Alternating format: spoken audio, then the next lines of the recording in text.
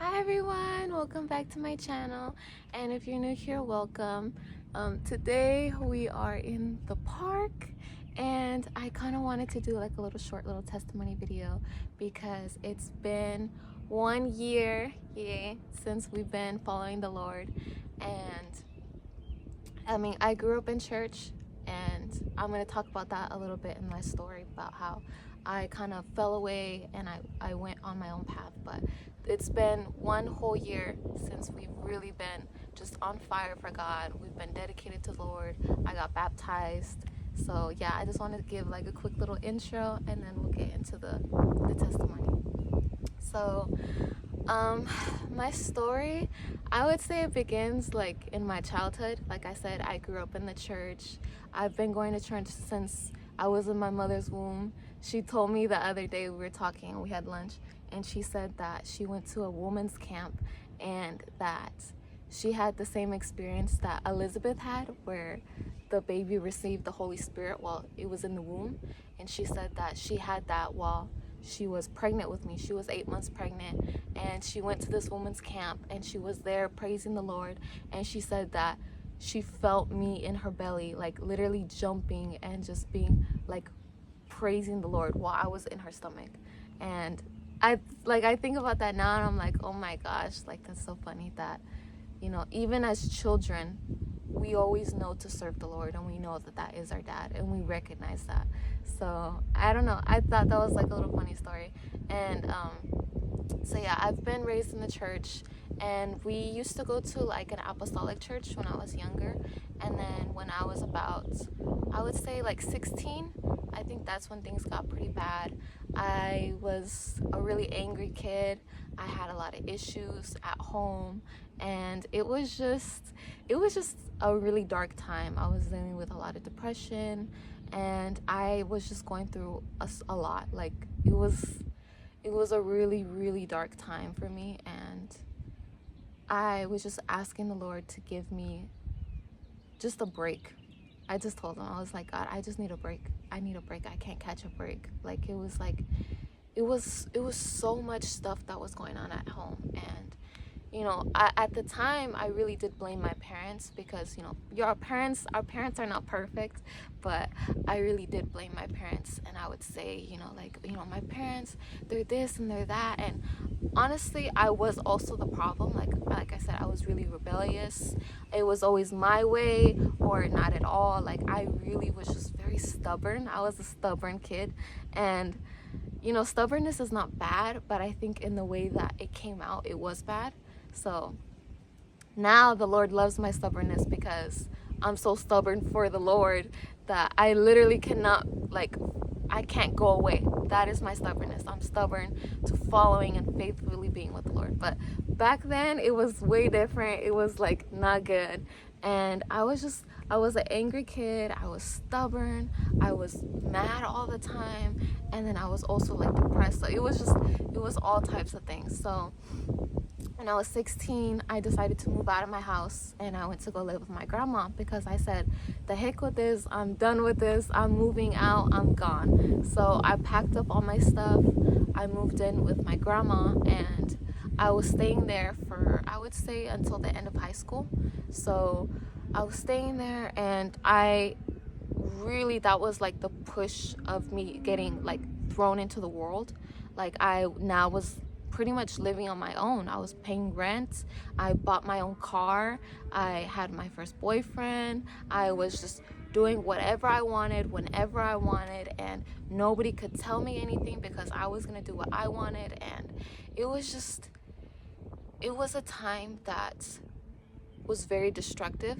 And I remember people just telling me like, aren't you scared to die? Like, because I would do really crazy things. Like I would literally be like racing and speeding in my car, and like I would not care. Like I didn't care about my life. It was a time where I was just like, I don't care about consequences. I don't care about anything.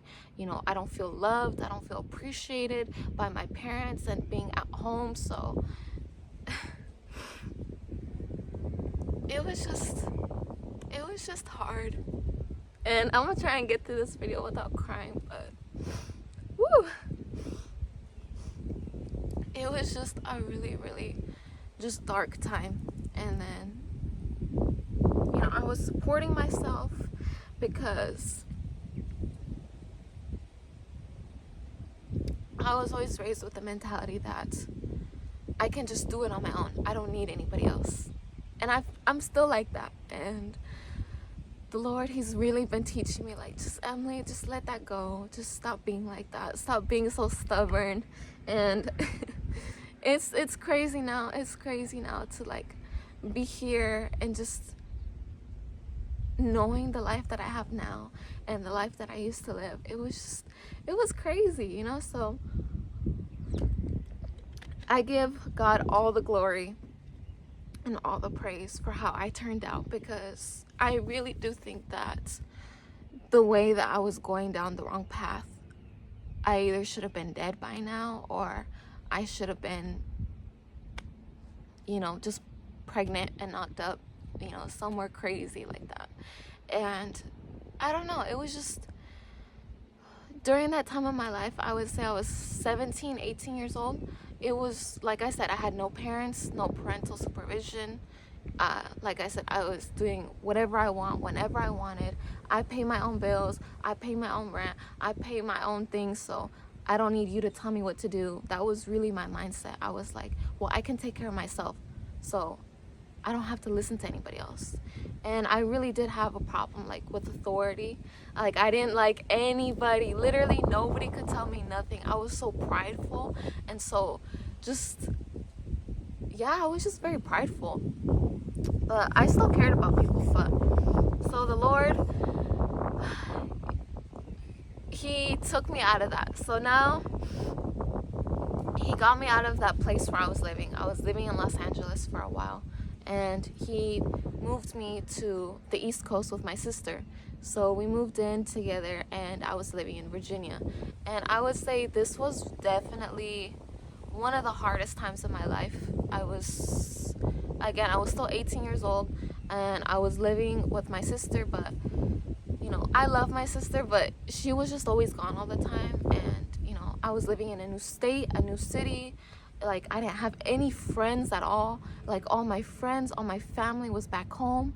All I had was just my sister, but she was always gone. She was working, so I just felt just very isolated. I would say that season of my life was just a season of isolation. I was just completely alone, and I would just be calling my mom all the time. Like, I think that time was when I really got closer to my mom, because I needed somebody, and I wasn't going to God. So I felt like, if I'm not going to God, I just need somebody. So I would just call my mom all the time, like 3-4 times a day. And I don't know. It was a point in my life where I was just very isolated, very alone. I didn't have any friends. I didn't have anybody to talk to. And I did try and make some friends. I did try and, make things work with my sister, but ultimately that is not where the Lord wanted me to be. He wanted me to go back home where I belonged with my family. So it was just a lot of resistance, a lot of problems that were going on there. And I was dating somebody at the time that my parents didn't approve of, my sister didn't approve of.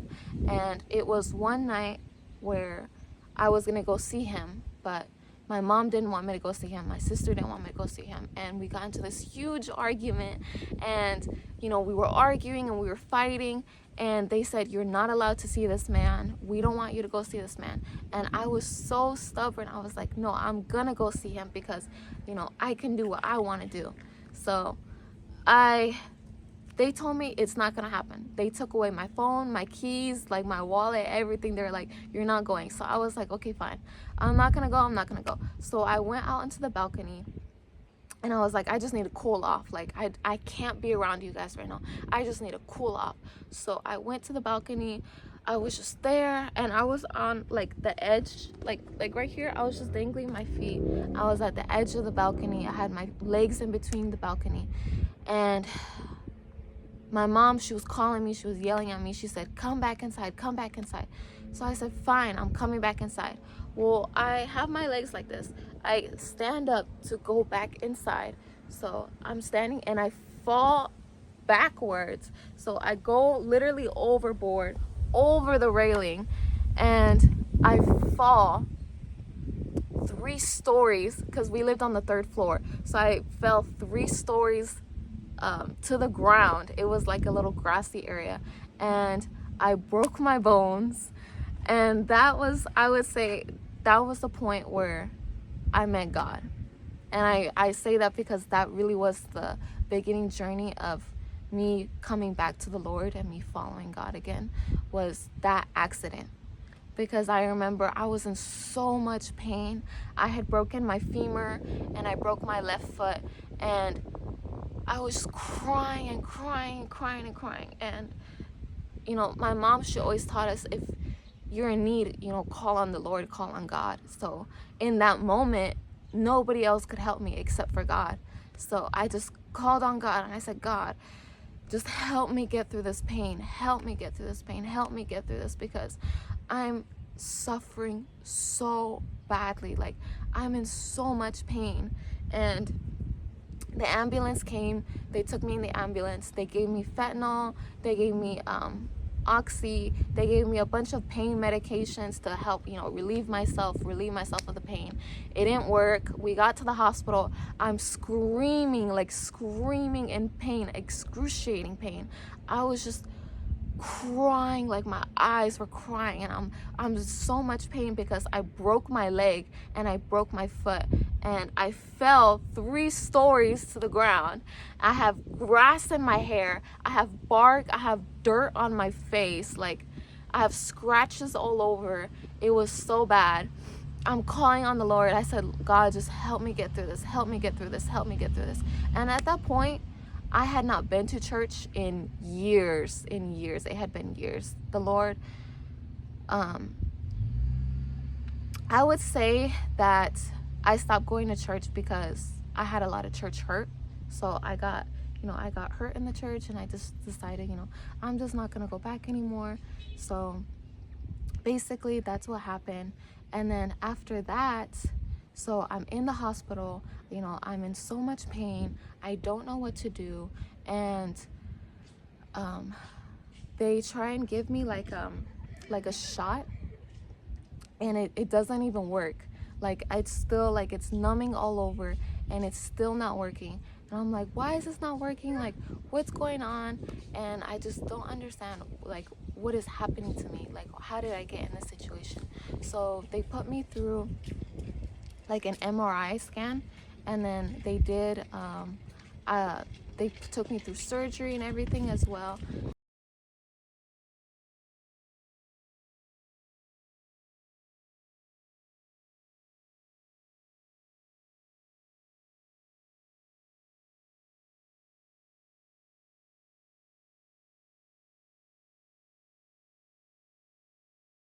I had fallen 3 stories from this balcony.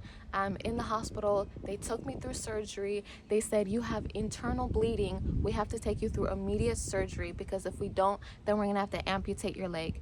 And hearing this at 18 years old, that I fell from a building, they're gonna have to amputate my leg if they don't take me through surgery. I have internal bleeding. I have broken bones. All of this stuff. This was like, it was just too much. It was too much for me to handle.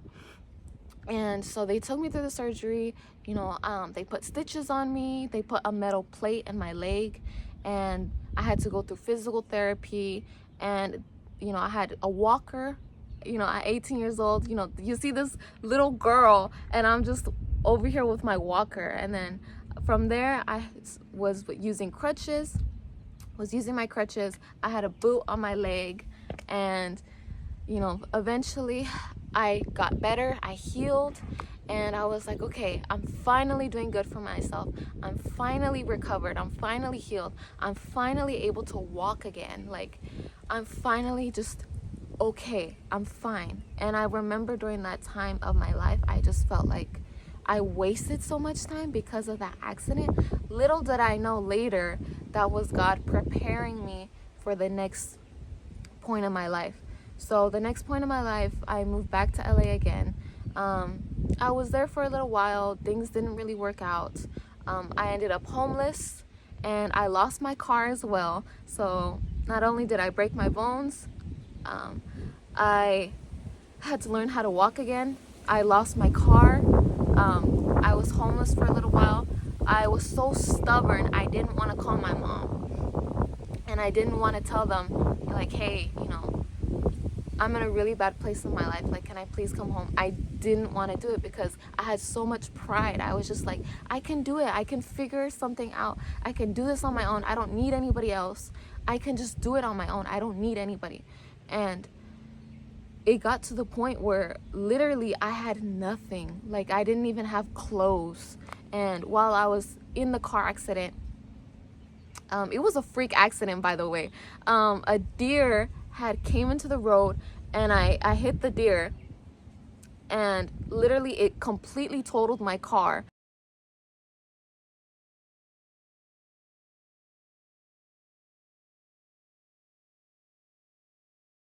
And I had all my clothes in there because I was going back to LA. So I had all like my moving stuff, all my things was in that car. Lost all of it.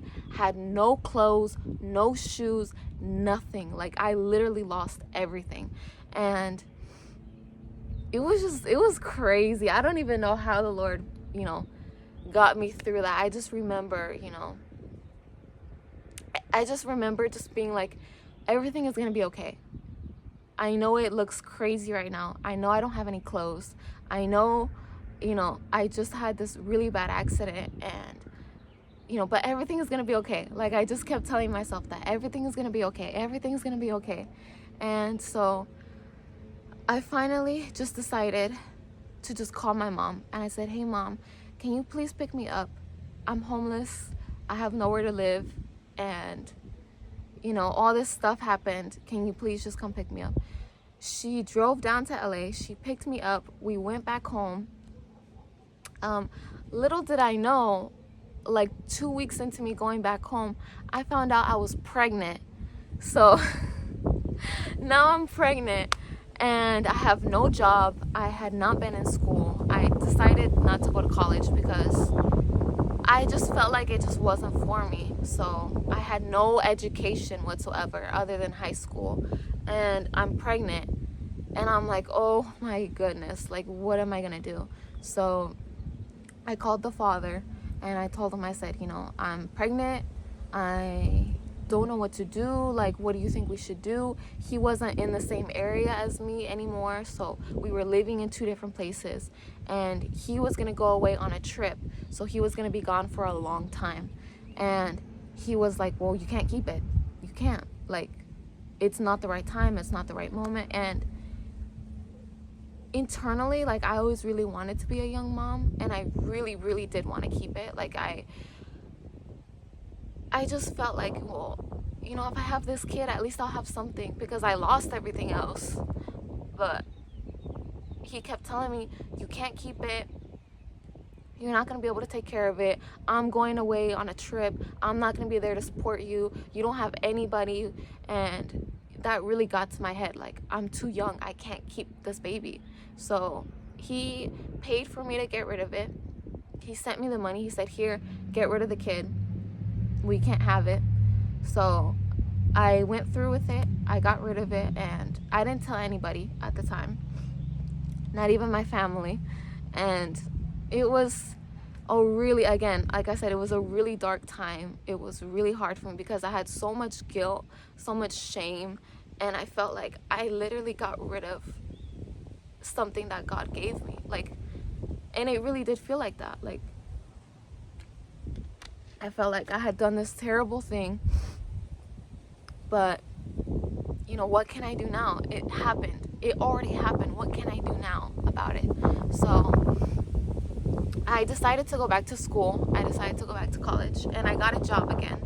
And while I was there, I remember just getting like a lot of TikToks, and I remember I was scrolling online, I was scrolling on social media, and I just had so many like TikToks about Jesus, and TikToks about Christianity, and just TikToks about like just different things, but it was always God focused and it was always Jesus focused.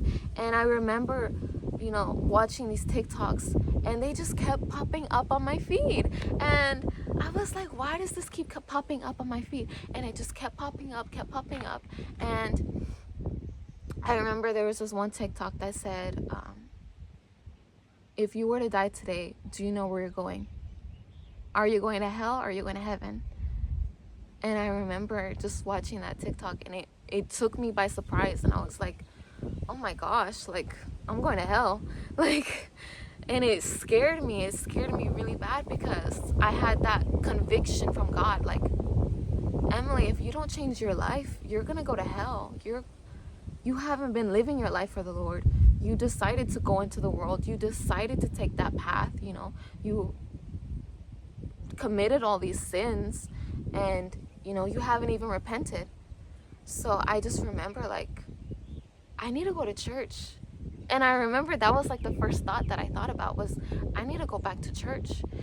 And I was just there was like an internal battle, like, no, you can't go back to church. They hurt you there. You can't go back to church.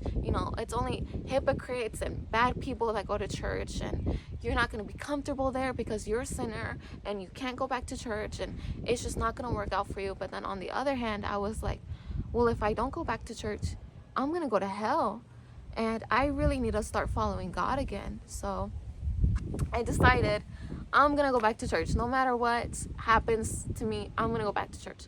So I decided, this was July of last year, so almost 1 year now, I decided to go back to church, and I started just following God and just faithfully following Him. Like, every single day while I was at work, I would bring my Bible, and at the time I didn't have, a regular Bible. I had a children's Bible. I had like the Veggie Tales, because that's all I could read. I didn't understand the Bible. I didn't know anything about the Bible, really.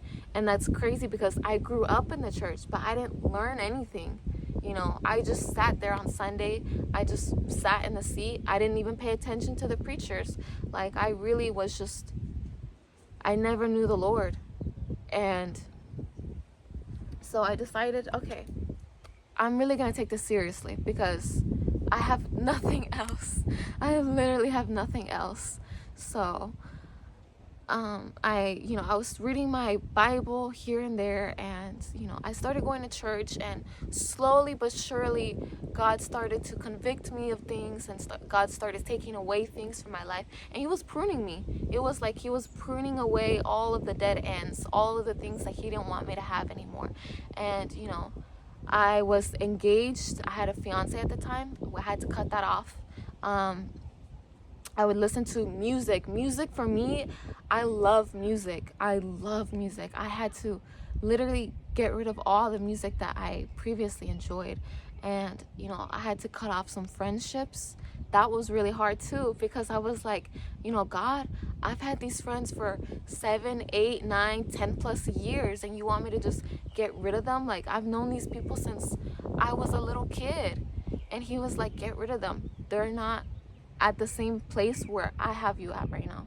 So I had to get rid of the friends that I was hanging out with, and it was just little things here and there. It was things about, like, the way that I was dressing at the time. Like, I would dress very, very provocatively. I would dress for male attention, and I don't even remember how that started. Like, I just remember I would just started dressing like that. And then the Lord told me, like, I don't want you dressing like that anymore. I don't want you dressing for the male gaze anymore. I want you to start dressing as like a daughter of God. So I had to change the way that I dressed. I had to throw out, literally, I would have bags and bags of clothes. I had so much clothes, and I had to literally, like, give it to the donation centers, and if they didn't want it, then I had to throw it away. And this is like hundreds of dollars worth of clothes, because girls' clothes are expensive, and I was very, very expensive. Like, I'm not gonna lie, I was an expensive girl. All my jeans were expensive, like $100, $200 jeans. My shirts were expensive. Like, everything that I had, that I owned, He just wanted me to get rid of it. He said, I don't want any part of the world left in you. So now here we are, a year later. walking with the Lord, you know, and it's been good. I can't complain. You know, all the trauma that I went through, all the hurt and the pain that I went through, all of that was worth it because I am here now and I'm happy and I love my life. I truly do. Like, I don't put up a front. I really do love my life. And I give all the glory to God because he had to break me down. Like, I say 2023 was like my year of Job. It really was my year of Job. He got rid of everything. And now 2024. So also, if you don't know, I got baptized on December 31st of 2023. So I entered into the new year being baptized. So 2024 really is just my year of faithfully following the Lord. And yeah, we've been doing this, like I said, for a little while now. You know, obviously, like I say in all my videos, I'm still a baby Christian, and I give glory to God because he really took me out of a really bad situation, and he helped me change my mindsets. It was like the strongholds that I had. And I also got deliverance. I went through self-deliverance. I didn't know anybody personally that did deliverance, but you know, he helped me get delivered. So I remember we went through self-deliverance, and the Lord, he was just coaching me. He was just showing me how to do it. He would, you know, put certain people that were on YouTube, he would put it on my feed. I would click on the video and it would just be videos about deliverance. And I remember while I was going through this, I never thought I could have any demons. I never thought that I could, you know, be, I guess you could say, tainted. I just thought, you know, I'm just a normal, regular person. There's nothing wrong with me. But I remember when we went through the self-deliverance, and I was just praying. I said, God, if I have any unclean spirits in me, if I need to be released or delivered of anything, you know, please deliver me of it. And it was literally just me in my bedroom, and I was just saying these prayers. And I remember I started vomiting and throwing up, like, all this stuff. And I remember just like heaviness and just different things. And I remember I was coughing up like blood and like just black stuff, just all of this nasty, just disgusting stuff. And then after I went through that, I felt so much better. I felt like I wasn't in bondage anymore. I just felt like free. And there's a Bible verse that says that who the Son sets free is free indeed. And I truly live by that. I really do feel like everything that I went through and the things I had to get delivered from, I feel free. And I don't want to go back to that. I don't want to go back to the past because I have such a good life now. I have joy. I have peace. Like, my peace is everything to me. And when I was living in the world, when I was struggling, you know, I was taking care of myself, I was always stressed. I was so stressed out about everything. Like, any little thing, it would stress me out. Like, the whole day I would be mad, I would be angry. And now I really just feel like I don't have to worry and I don't have to stress about anything. So that is my little personal testimony of, you know, how God took me through things, how he delivered me from things. And I would say, you know, it's been good. So yeah, I pray that you guys receive that message, and shalom.